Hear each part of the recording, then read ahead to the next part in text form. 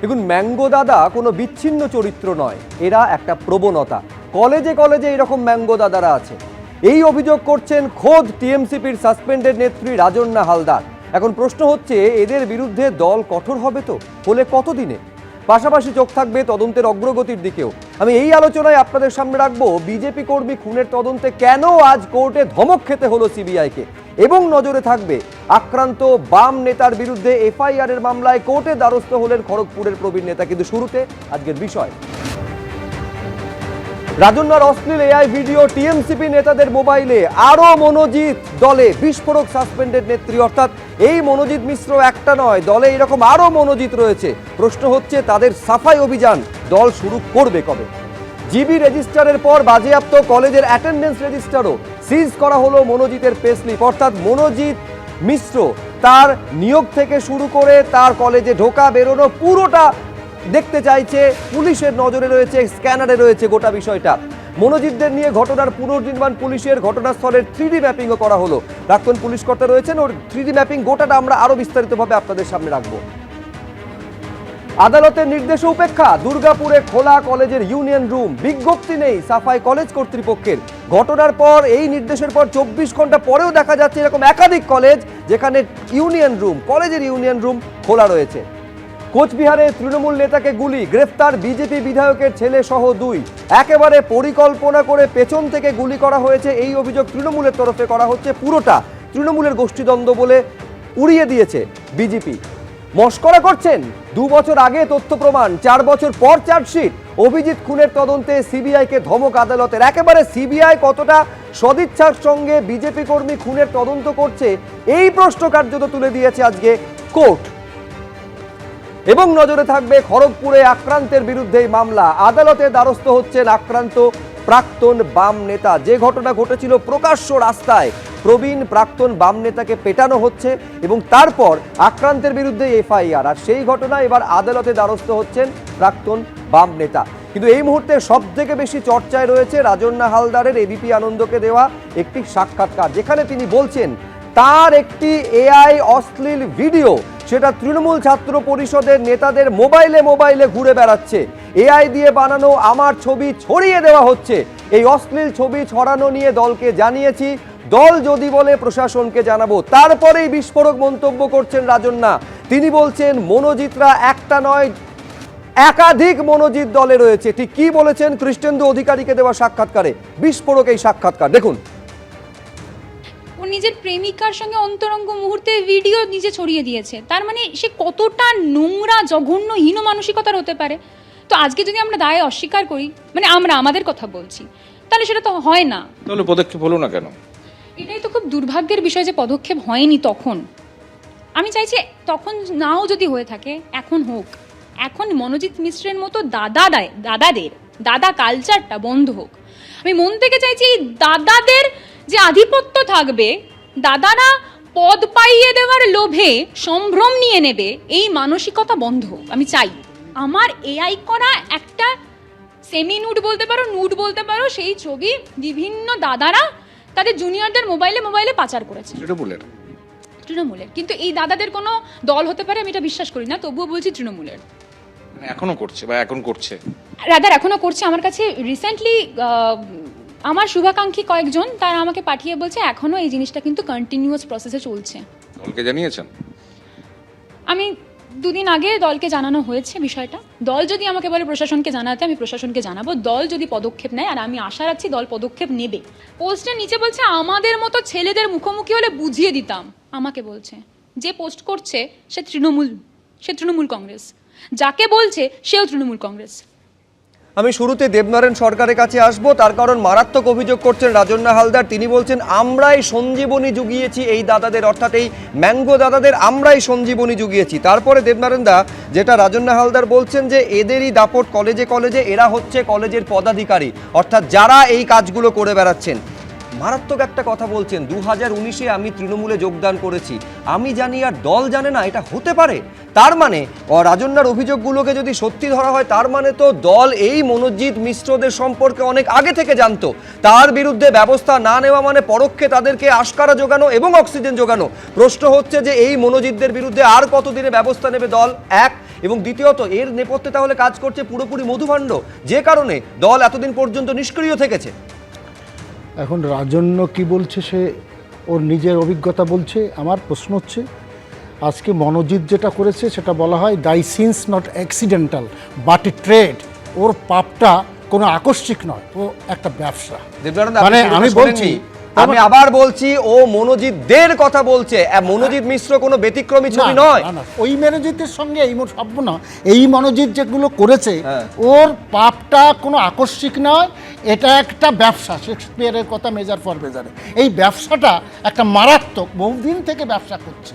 এই যে পাওয়া গেছে একটা থেকেই সবগুলো আসবে, এই জিনিসটার যদি দৃষ্টান্তমূলক শাস্তি না হয়, এর যদি না হয়, তাহলে এটা বাড়বে। এখন এই মনোজিৎ বলছি শাস্তি তো অনেক আগেই দেওয়াটা উচিত ছিল, সেটা যখন গোড়াতে হয়নি, তার মানে এই ঘটনার দায় যাদের ব্যবস্থা নেওয়ার কথা ছিল তারা এড়াবে কিভাবে? দেখো দেখো আমি যে কথাটা বলি, 2018 পর্যন্ত যিনি আগের যে প্রিন্সিপাল ছিলেন মিস্টার ভট্টাচার্য, উনি যখন ছিলেন, উনি 4 থেকে 2018-তে মারা যান অ্যাক্সিডেন্টে।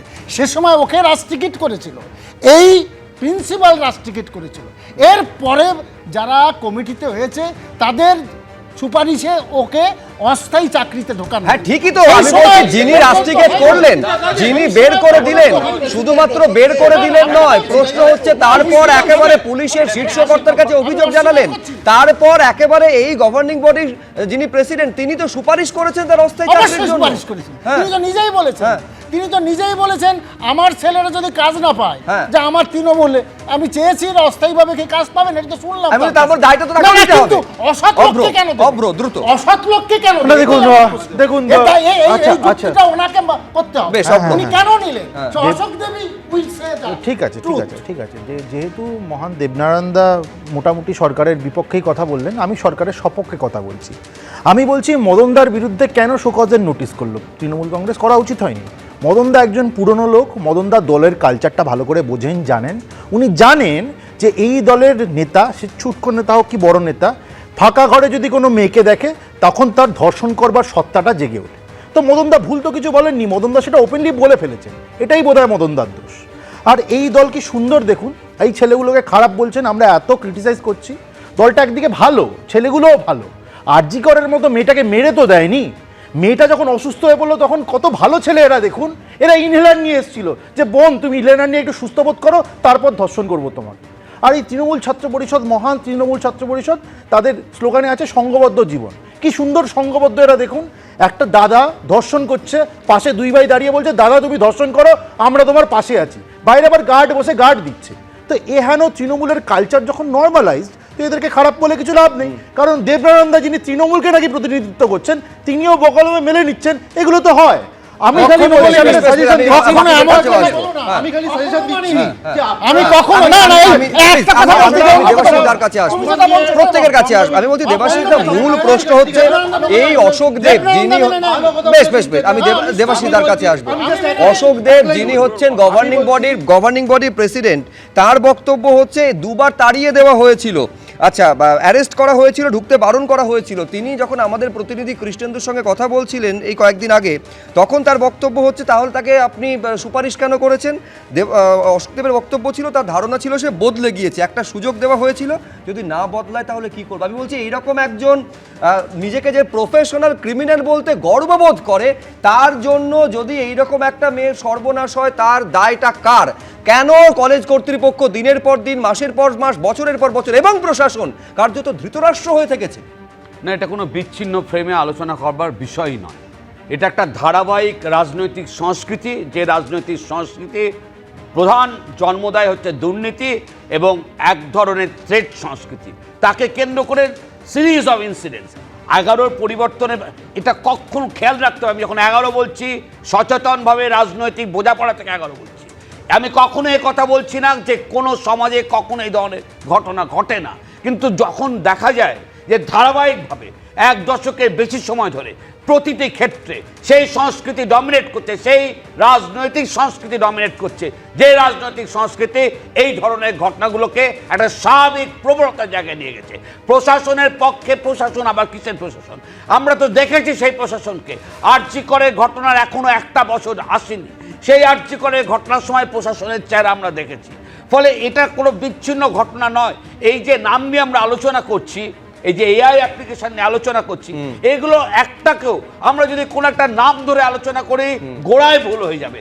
কারণ এটা হচ্ছে রাষ্ট্র ব্যবস্থার যে শক্তি থাকে সেই আধারে থেকে একটা ডিসপ্রপোর্শনেট অসাধু শক্তি তৈরি হয়, যে অসাধু শক্তি প্রাইমারি নিয়োগ, এসএসসি নিয়োগ, বিভিন্ন পর্যায়ের দুর্নীতি, এমন একটা ক্ষেত্র, আমি একটা কথা বলে শেষ করছি, পশ্চিমবঙ্গে এমন একটা ক্ষেত্র পাওয়া যাচ্ছে না যে ক্ষেত্রে কোনো না কোনো ধরনের ম্যানিফেস্টেশন অফ করাপশন। বেশ বেশ বেশ, আমি এইখানে সলিল ভট্টাচার্যের কাছে আসবো। প্রশাসনের প্রসঙ্গ তুলছিলেন দেবাশিস সরকার, আমি বলছি প্রশাসনের ভূমিকা অন্তত এই ক্ষেত্রে আপনি কি রকম দেখছেন? তার কারণ একেবারে তদন্ত আজকে হেফাজতে নেওয়া থেকে শুরু করে ঘটনাস্থলে গিয়ে রিকনস্ট্রাকশন এবং 3D ম্যাপিং পর্যন্ত হচ্ছে।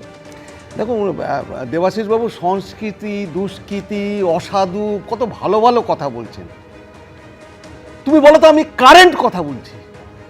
হাইকোর্ট মহামান্য আদালত গতকালই বোধহয় অর্ডার দিয়েছে, না পরশু অর্ডার হয়েছে, অর্ডার দিয়েছে, আদেশ দিয়েছে মহামান্য আদালত, হাইকোর্ট, উচ্চ আদালত, সমস্ত ইউনিয়ন রুম, গতকালকের এটা সমস্তই, যেহেতু কোনো ছাত্র সংসদের নির্বাচন হয় না, সুতরাং সংসদ রুম থাকার কোনো জাস্টিফিকেশন নেই, সব বন্ধ থাকবে।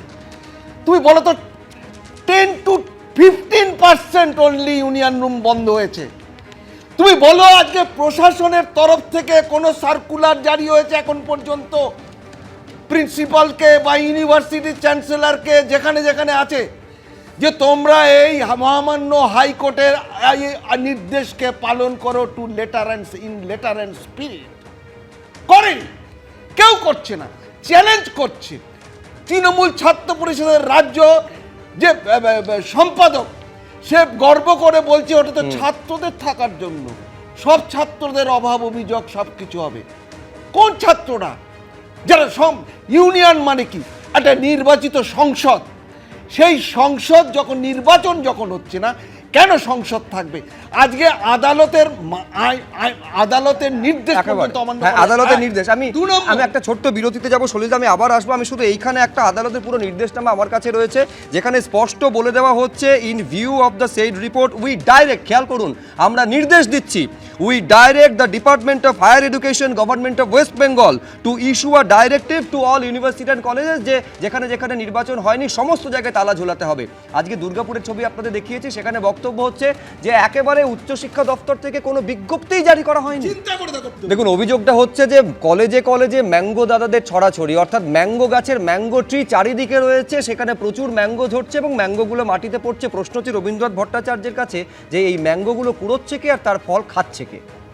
দেখুন, আমি প্রথমেই একটা কথা বলি যে রাজন্না হালদারের একটা বিরাট সাহস যে তিনি এই কথাগুলো ওপেনলি বলেছেন।